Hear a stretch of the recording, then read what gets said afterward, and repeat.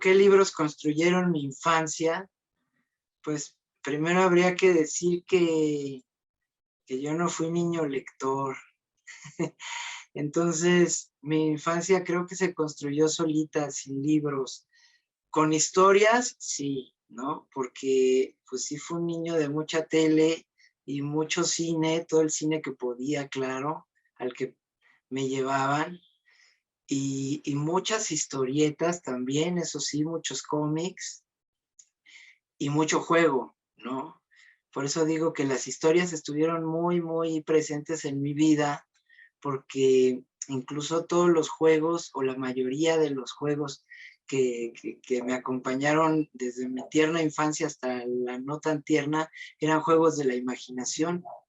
Yo jugaba mucho con mi hermano y con mis amigos, y en general a veces hasta yo solo, a imaginarme historias, imaginarme personajes, hacer voces, etcétera. Y eso sí me acompañó mucho, pero los libros, tristemente no. Mis papás tenían muy pocos libros en la casa, vale la pena hacer hincapié en eso, porque pues eso siempre me ha ayudado a desmitificar la figura del escritor que leyó desde pequeño La Guerra y la Paz de Tolstoy. No es mi caso. De hecho, ni siquiera El Principito, ¿no? Yo llegué al Principito ya tarde, y etcétera, ¿no? Afortunadamente tampoco me hicieron leer Platero y yo cuando estaba en la primaria. No había libros, no había libros en la casa, excepto los de mis papás, pero por supuesto esos no nos llamaban la atención. Y esos libros de mis papás eran muy poquitos, fíjense, ¿no?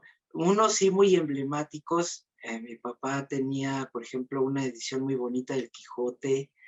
eh, Tenía 100 años de soledad, también una edición muy bonita, en fin, ¿no? Pero eran pocos libros. Yo me acuerdo, eso sí, que una vez fueron unos cuates a la escuela primaria en la que estudiábamos mi hermano Javier y yo, a vender libros. Y nosotros, pues por cotorreo, qué sé yo, sí nos compramos un par de libros. Me acuerdo que él se compró La Guerra de los Mundos de H.G. Wells, y yo me compré uno de cuentos de Oscar Wilde que incluía El fantasma de Canterville. Pues salí un poco decepcionado porque me di cuenta que ese fantasma no daba miedo, y los otros cuentos más bien te hacían llorar un poco, ¿no? Estaba El Príncipe Feliz, estaba El Ruiseñor y la Rosa. Entonces me daba la impresión de que la lectura no era para mí. Pero también debo decir que llegó un momento en que, claro, me hice lector y ya no estaba yo tan niño. Por eso a la pregunta de cómo se construyó mi infancia al interior de los libros, pues, pues no, mi infancia no, insisto, pero fíjense que sí fue más, ya cuando estaba entrando a la adolescencia, que descubrí los libros, por supuesto. Parece cliché, parece lugar común, pero en mi caso sí ocurrió que fue Emilio Salgari el que me agarró de los pelos y me puso a leer. Y también me gusta mucho decir que fue gracias a un bibliotecario, a una bibliotecaria, en este caso, la de la escuela secundaria en la que yo estaba, que me acercó esos libros maravillosos de piratas, me puso en las manos Los Tigres de la Malasia, y pues de ahí me seguí, ahí me hice lector. Me gusta decir que más o menos a los 12 años yo empecé a leer y no he parado, ¿no? A la fecha no he parado, creo que todos los días de mi vida he leído, aunque sea un poquito. Pero bueno, pues mi infancia estuvo, insisto, poblada de historias, de mucha imaginación, pero libros pocos, lo cual no importó demasiado porque en algún momento de mi vida me hice lector, y eso, bueno, pues creo que un poquito me salvó la vida, porque de ahí, por supuesto, surgió la oportunidad de ponerme a escribir, y bueno, el resto es historia, ¿no? Ahora soy un tipo feliz que vive entre libros, desde este lado de la página y desde el otro. Bueno, ¿por qué hacer libros para los niños y los jóvenes? Bueno, pues primero, porque creo que es el oficio más bonito del mundo. De por sí que ya es bastante maravilloso poder escribir, poder idear propias historias, poder hacer lo que se te dé la gana en una página en blanco.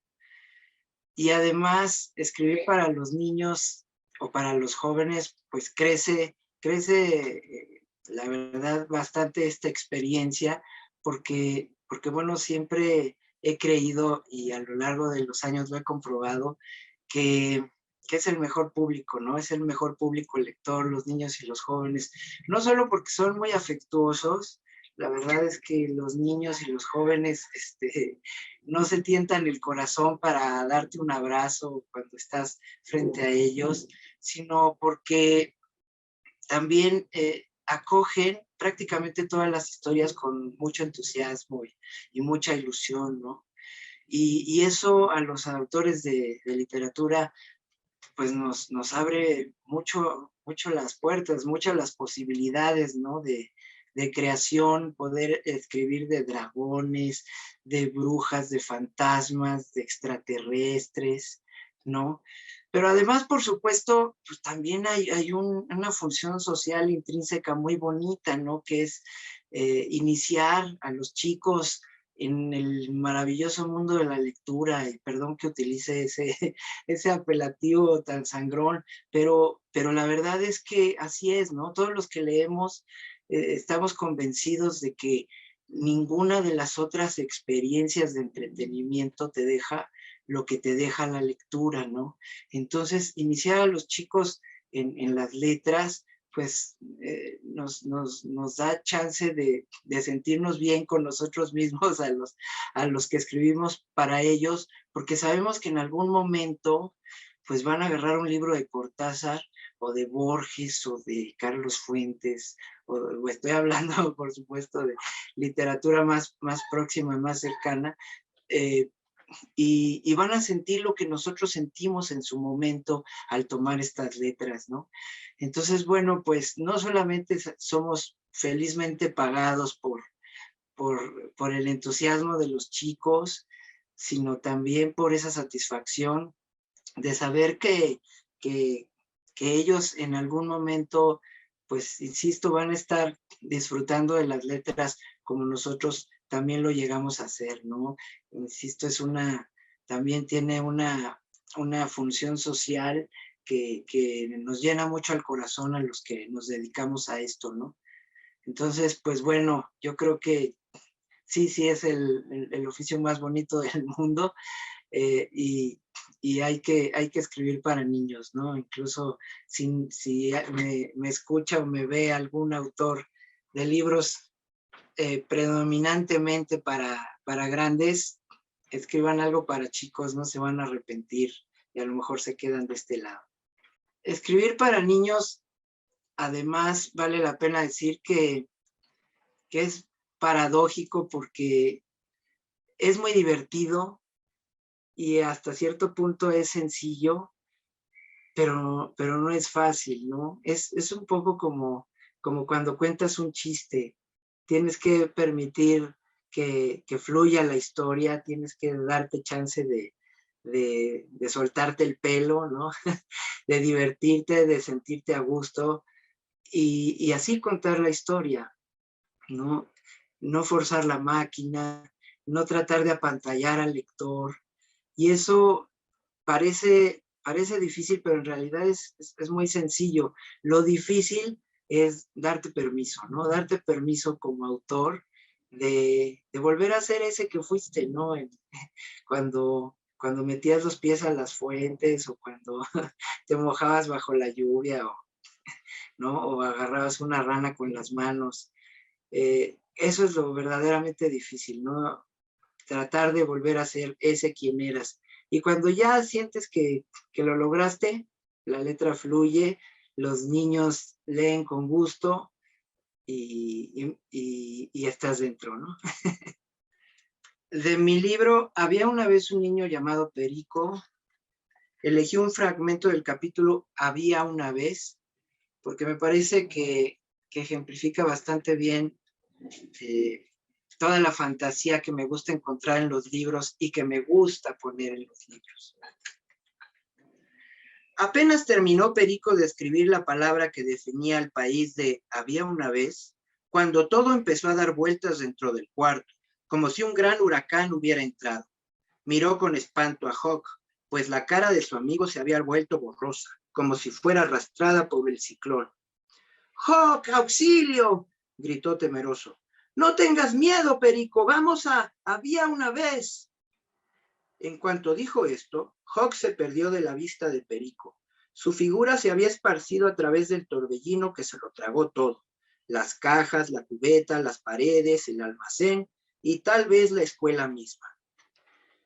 Perico sentía que una gran fuerza lo arrastraba a él también. Se resistía, pero a la vez algo en su interior le decía que no había nada que temer porque no estaba sintiendo ningún dolor, sino que al contrario, la sensación era divertida, como subirse a un coche de feria. Dejó de ponerse duro y se permitió volar con la ráfaga que lo conducía vertiginosamente hacia la tierra de había una vez. Sintió cómo el viento lo transportaba con suavidad a través de un gran túnel de colores, en el que a su paso alcanzaba a ver millones y millones de libros pasar frente a sus ojos. Libros pequeños, grandes, verdes, azules, con dibujos y sin dibujos. Libros cerrados, abiertos, gordos y delgados. Libros con pasta dura y pasta suave, viejos y nuevos. El paseo era maravilloso y comenzó a reír.